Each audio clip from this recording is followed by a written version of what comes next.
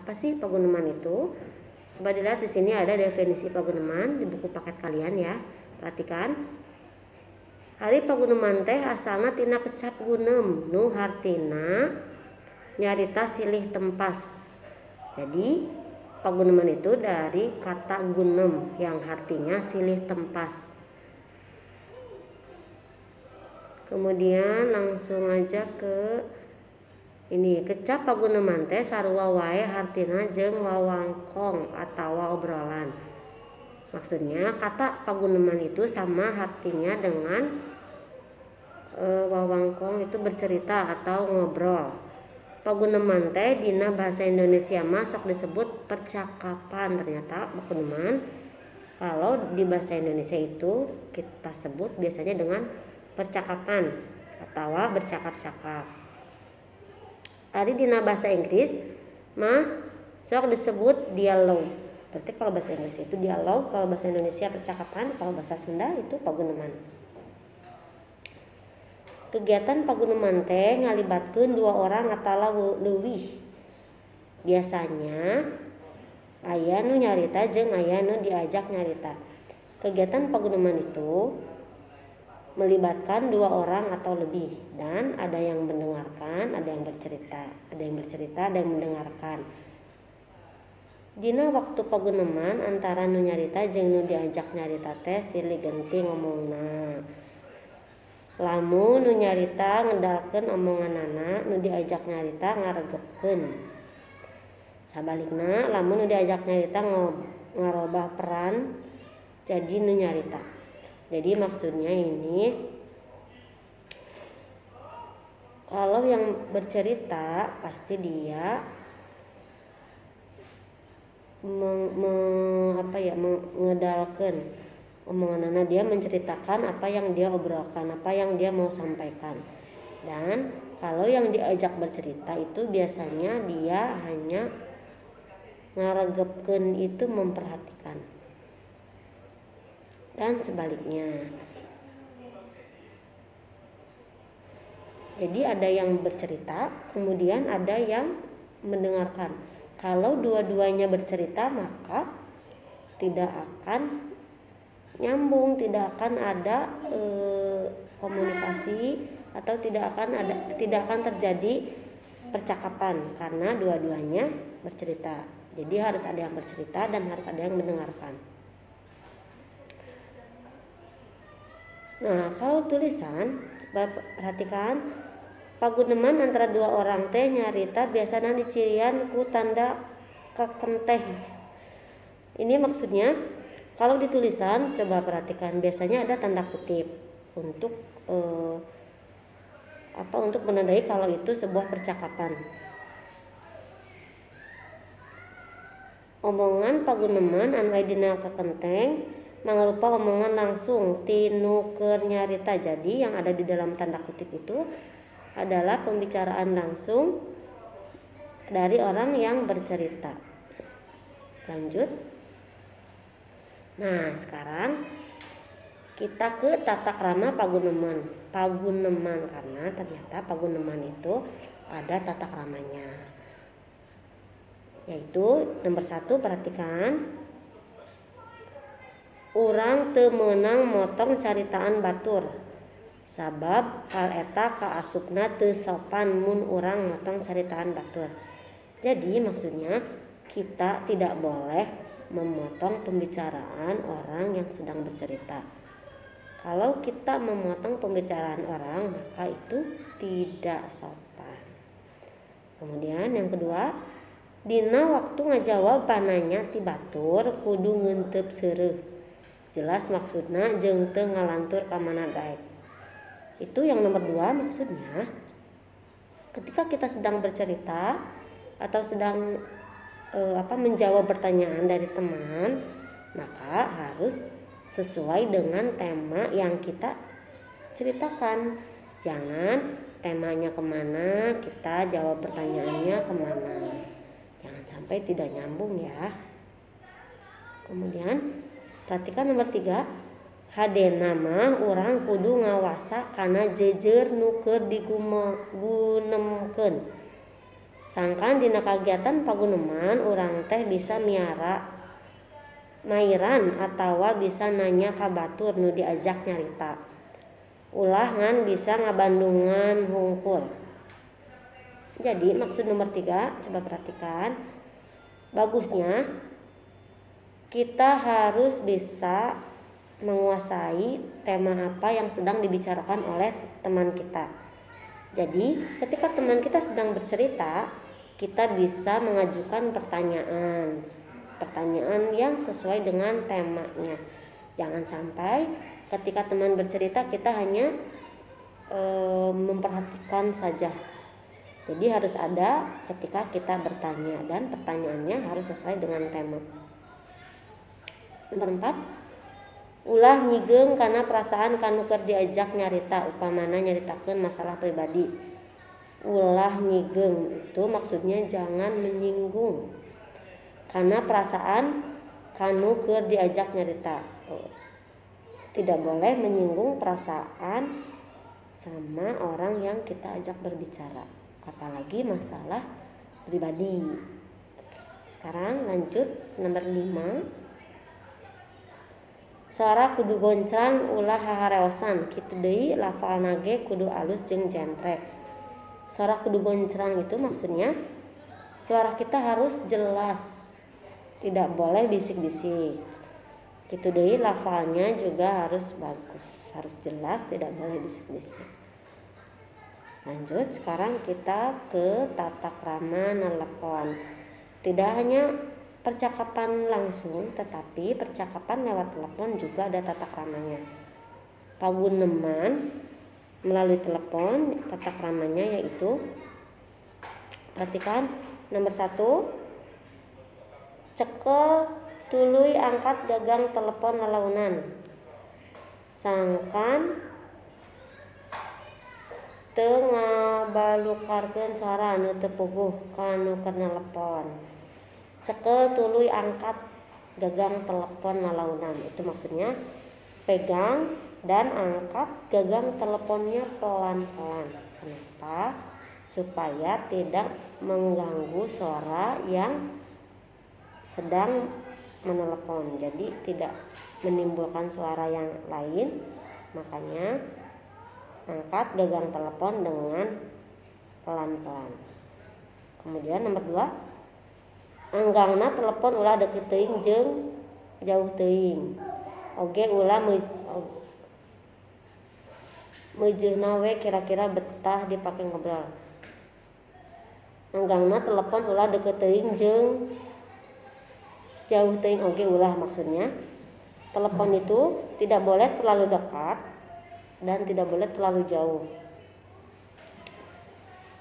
Meujeuhna we kira-kira betah dipake nelpon.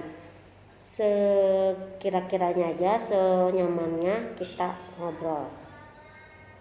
Kemudian nomor 3, mencet nomor tujuan, usahakeun ulah salah mencet. Mencet nomor tujuan.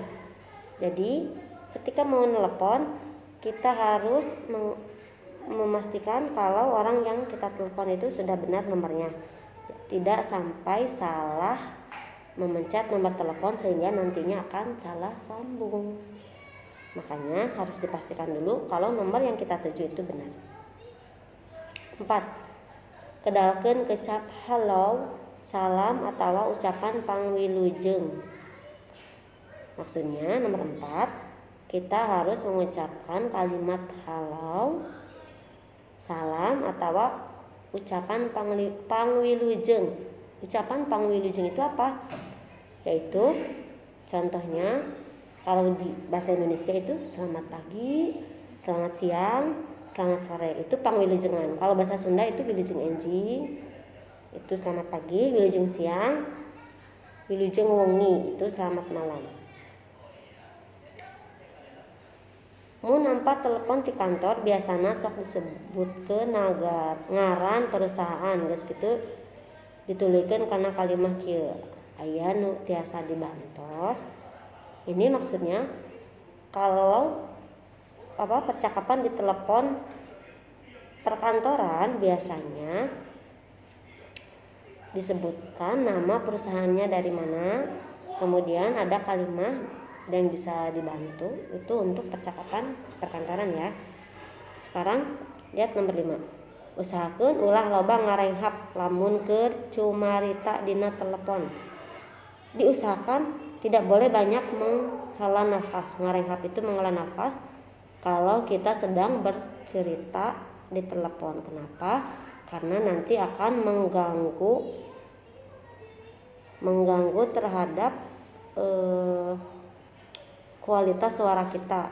Jadi nanti kalau kita banyak menghela nafas akan mengganggu percakapan di telepon.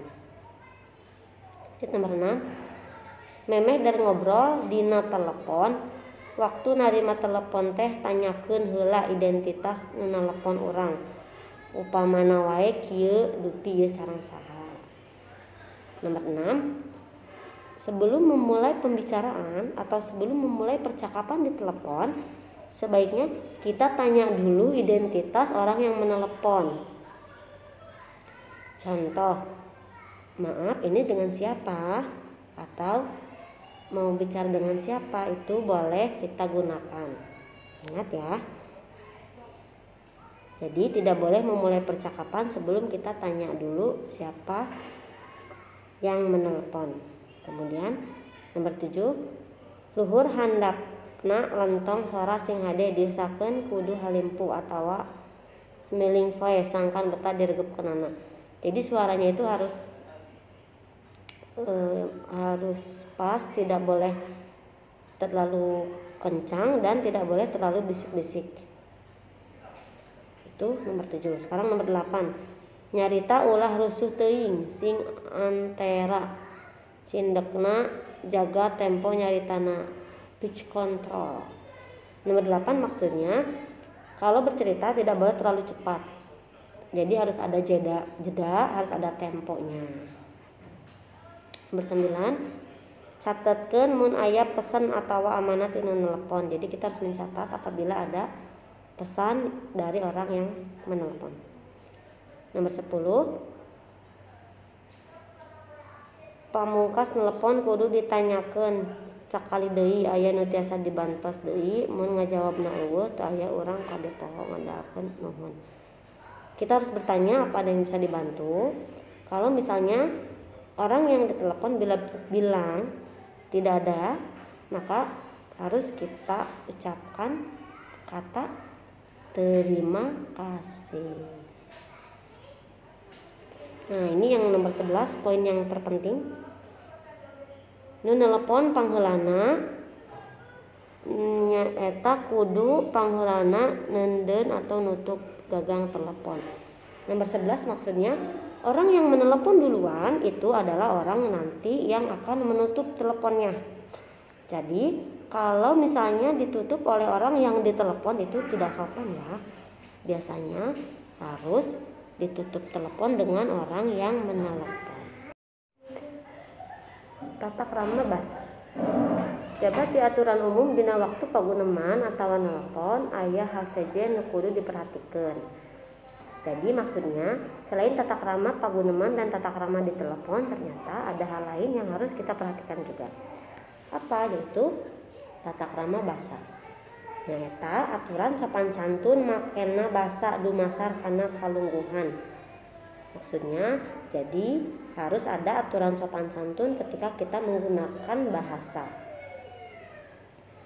Coba lihat ayat 3 wangun tata krama bahasa Sunda. Nyaeta bahasa lemes, yang nomor 1 itu bahasa lemes, yang kedua bahasa wajar atau loma, dan yang ketiga bahasa kasar atau cohak. Perhatikan, bahasa lemes dipakai lamun urang nyarita ka batur saluhureun atawa can wauh.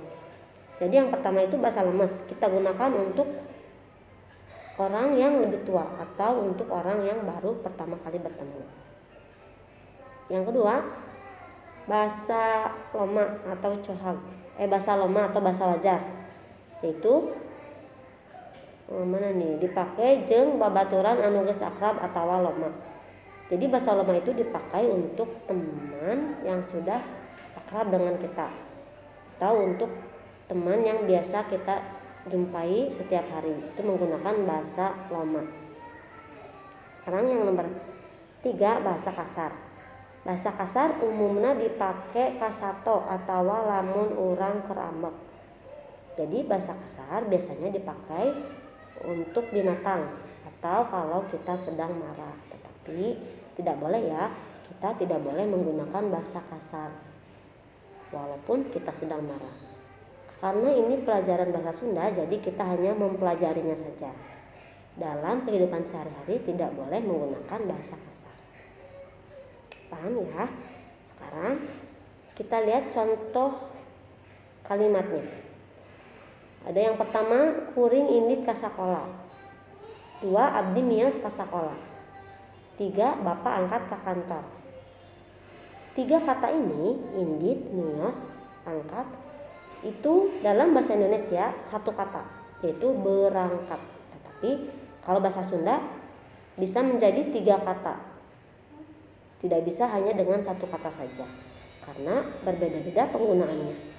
Kalau yang nomor 1, kuring indit ka sakola, itu aku berangkat ke sekolah. Nomor 1 karena bahasa sehari-hari atau bahasa yang biasa kita pakai, jadi aku berangkat ke sekolah menggunakan kata indit.